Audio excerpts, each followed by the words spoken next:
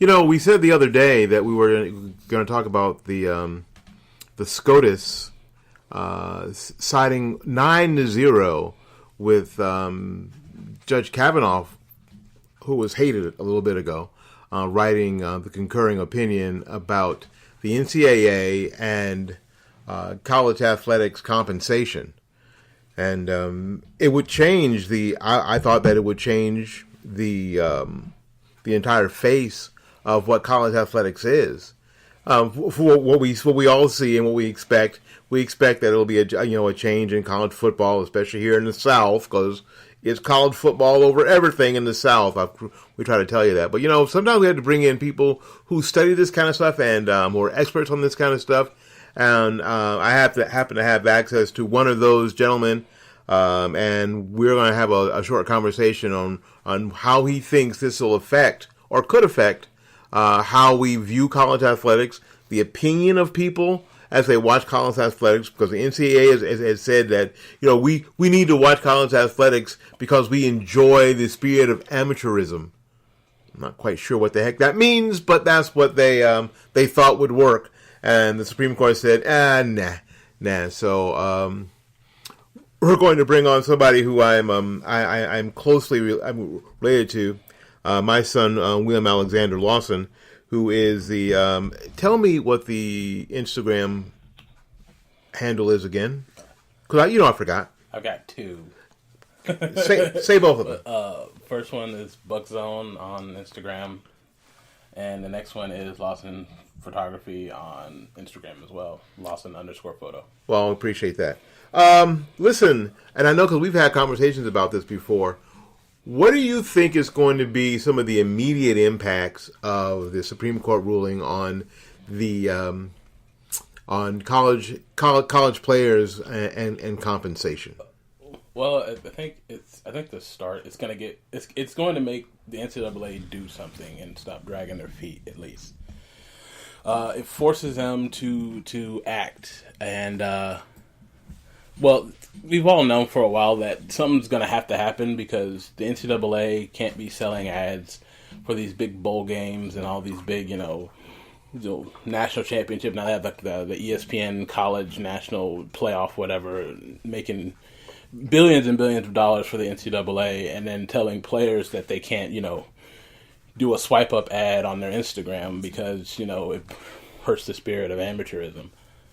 I think, Kavanaugh, kind of completely undressed the NCAA and all of this when he basically says, no, you can't have unpaid labor and make billions of dollars. That's not how any of this works. So I think what people think is going to happen, that all of a sudden now all these all these athletes are going to start getting paid, and these schools are going to start forking out money. And I don't think that's ever going to happen, because most of these athletic departments don't make any money anyway. And if they do, one or two sports are funding the entire athletic department, and there's literally not enough money to pay, just straight up pay players a salary to play football. It's just not going to happen, or basketball or volleyball or golf. Because Alex, a lot of people believe that that's exactly what's going to happen, and maybe it's because this all happened the wrong way. It happened, the wrong way in the process. People are going under the impression that Alabama now is going to just start writing checks to players. Well, and people thought I think also what also hurt them is schools and the NCAA just not wanting to hear the argument for decades. People, especially when college football really took on, when the BCS came in and it really took on this national, huge product, and it got less regional. People started seeing all this money being made, and they're like, well, how is, how this kid right here who's, gets to eat 3 square meals a day, but, the CEO, sells his face to Verizon and makes $100 million on an ad deal, because this kid's so good at college football. So what people thought was that if the NCAA would have just heard the argument and, not just shut it down and said, no, this isn't going to happen, I don't think it would have had to come to this point. I think it would have sort of happened naturally, and we probably would have had something pretty healthy by now. But now the Supreme Court has forced their hand, and now they have to move. And I think at least nowadays, I think it's a lot easier for these kids to use their image and likeness to make money on their own. I don't think it's as difficult as it used to be, like where you have a few players who could possibly do an ad for a local car dealership. Well, now, with the advent of the internet and social media, there's brands all over the world who can hit up a kid in his DMs, offer him a few $1,000s to do an Instagram post and a story and a swipe up link and a promo code, and and he can do 2-3 of those in a month and make pretty good money. And I always found it interesting that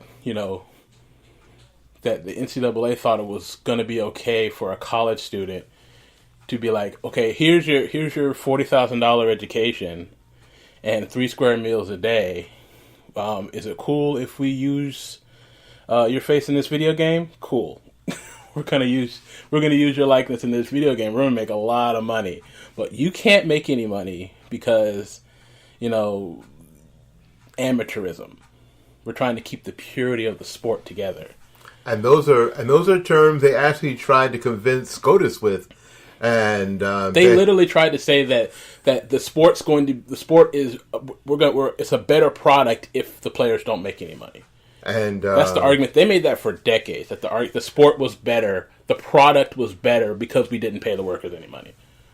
And basically Kavanaugh blew that up to, using all sorts of examples like your healthcare isn't better if we don't pay the nurses. Yeah. Well, I mean, most people were saying that anyway. It's just resonates a lot more when, a Supreme Court justice says it, and when he says it, that's it. That's case law now. So I think that like, cuz like I know, and like, the people I see online and then we're into stuff like video games. I remember when we lost NCAA college football and all the college video games, it was tough, and a lot of people were upset at the guy, Ed O'Bannon. Mm-hmm. They were upset at him, but if you look at it, from a mature standpoint, not just because you're upset because you lost your video game, he was 100% right that he's playing this video game in his college dorm. He's really he's sitting in his college dorm with no money. He can't buy food. He's got to get up dark 30 for practice and study hall and do all this different stuff. But he can't, go and make some money somewhere, or he can't get any money from this huge, video game entity that's making money literally off of his likeness. Because that number 31 for UCLA wasn't anybody else but Ed O'Bannon. They can't say that it was somebody else. It was clearly him. So he said, hey, you can't do this. You can't use my likeness to make money, and I can't, even have a job. I can't go to work at McDonald's because I play basketball. And so people got upset, and then, of course, NCAA shut all that stuff down, and EA Sports shut all that stuff down, and people have been upset for, like, the last, what's it been, almost 12 years now? I think when the new game comes out, it's going to be 12 years. So a long time. But, I mean, he was 100% right, I think. I think eventually you have to let them have the right to their own face. That would seem to be a normal thing to do, that for people to have the right to their own face and likeness. Yeah, why is it? Why is it because I signed a letter of intent to play school at Clemson that I can't advertise myself? Every other kid on campus who's not on scholarship for athletics, not just not on scholarship, but not on scholarship for athletics, can go make money somewhere else. There's kids who are on scholarship for who are pursuing some sort of science degree, doing, great work in the lab, and they can go work at McDonald's if they want to make some extra money. But this kid who plays football, somebody can't buy him a car. Somebody can't put his mom up in a nicer house. Yeah, this is going to be interesting. Now before we let you go, I always think about, because you mentioned earlier about a lot of these programs only have one or two, possibly, sports that actually turn a profit. What happens to the other sports in the school? What happens to volleyball? What happens to women's golf? What happens, when we talked a little bit about Title IX, what happens to schools that have smaller programs due to Title IX? Where's this money going to come from? Or is it going to be, like you said, everyone's going to be on their own to sort of be able to enhance them or enrich themselves? Well, the thing is, if you're going to start to force schools to pay their players, then these sports will go away. They're going to disappear because golf doesn't make any money. Field hockey doesn't make any money. Lacrosse doesn't make any money. At a lot of schools, women's basketball doesn't make any money. There's a handful of schools where women's basketball turns a profit, and you might be thinking, this school is really good. They're probably making money. South Carolina has a really good girls basketball team. They're probably not making any money. I could probably name maybe three college girls basketball. That's probably UConn. I think Tennessee's probably still turning a profit, and then maybe Baylor. It's a private school. But maybe Baylor, and that's probably it. So you're talking about hundreds of college basketball programs that make zero money. So if you're trying to say, okay, these schools need to pay, let's make a law and make them pay. Well, these sports are going to go away because if they're not making money, then they can't pay players with no money. And so then you're going to have, I think once that goes away, then you're going to have people raise the Title IX flag and say, well, but if the way to go, I think, is the NIL, the name, image, and likeness. If you go that way I think it should have very little restriction on it, because I think once the NCAA says, we're going to let you do something, but there's going to be restrictions, then I think in 20 years, you're going to end up right back in the same pot where the NCAA is basically handing kids sponsorship deals because it's approved by them. I think, if you're going to actually give these kids the rights to their face, you're going to let them be sponsored by anybody they want to be sponsored by. They're adults. As much as you don't want to think that they're adults, they're 18 years old, they're legal adults, and they should be able to do what they want. But, yeah, I think that a lot of these sports, you start pushing, NCAA and these schools to pay people, a lot of these sports are going to go away because they're not profitable. They don't make money. That's what I thought. I just can't imagine that the field hockey team at Boston U is making a ton of money. Some athletic programs will just go away. Well, some whole programs will probably just go away. Entire departments are going to go. The athletic departments are going to go away because you have a school that gets an endowment that if they got to start paying. Well, athletics doesn't really do anything. We're just going to let them go. That's what I wondered.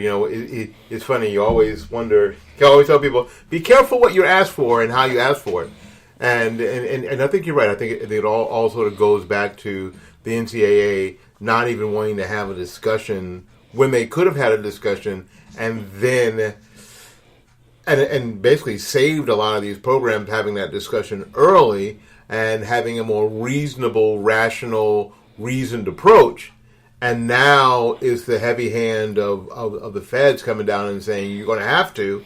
And now it's going to be the Wild West for a bit. Well, it's like what's going on with baseball now. They sort of just let pitchers do whatever they wanted to do, and now all of a sudden they have to crack down, and it's chaos.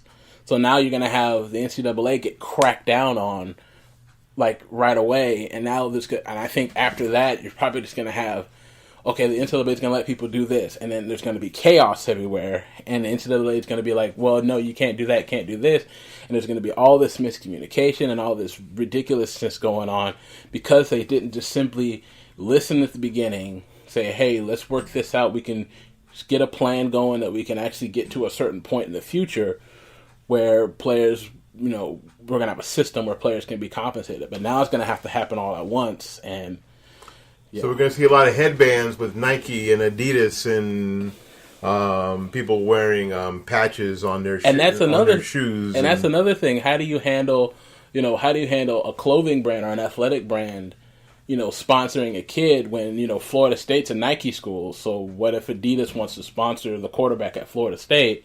Are they going to let that kid wear Adidas shoes on the field when Nike's paying Florida State millions of dollars to put a big Nike swoosh on that jersey and then on that shoe and on their pants and on their socks? And for that kid, basically, what's also as crazy is that these kids, Nike comes in, Adidas comes in, Under Armour or whatever, they come in, Jordan brand now comes in, and they slap logos on all these jerseys, and they give these kids all these swag, and they're just walking billboards around campus. Mm-hmm. You got kids wearing, Nike shirts, Nike shorts, Nike socks, Nike shoes, or Nike flip-flops or slides or whatever when they're walking around campus to go to class. So you got this, 6'5" offensive lineman decked out in Nike gear, basically advertising for Nike, and not seeing any of that.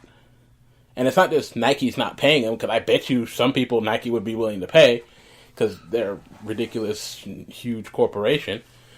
But the fact that that kid can't pull out his phone and say, hey, buy this slim tee, it's crazy. And I think what happened with Kavanaugh with the Supreme Court is a good thing, because it has to happen. But I think it's going to be a big cluster, because it's all happening at once, when they could have just let this thing. They could have listened earlier and fixed it slowly. But it's typical of how we do things, though. Sometimes we do things from the wrong end. We've seen that in Florida. We talked about that on the program a lot, when we have petition-based laws, and then you have to go backwards and actually write the law, and it never seems like what people thought it was going to be when it started. And if it does get there, it's going to be a while to get there. Alex, thanks for coming on for a little bit and explaining people to what this what this is going to be, because a lot of people think now, like I said, that now the colleges are going to have to just start ripping out the wallets and start paying these people, these college athletes, as if they were professionals and writing checks, and that's not what's going to happen at all. And some of your favorite programs are going to disappear. If you're a field hockey fan at Boston U, you may not be a field hockey fan at Boston U. Well, yeah, if you want Boston U to start forking out money to pay field hockey players, it's going to go away. That's what I thought. Hey, man, thanks for coming by, and thanks for doing the spot with me. I appreciate it. And we'll be back to the program right after these messages.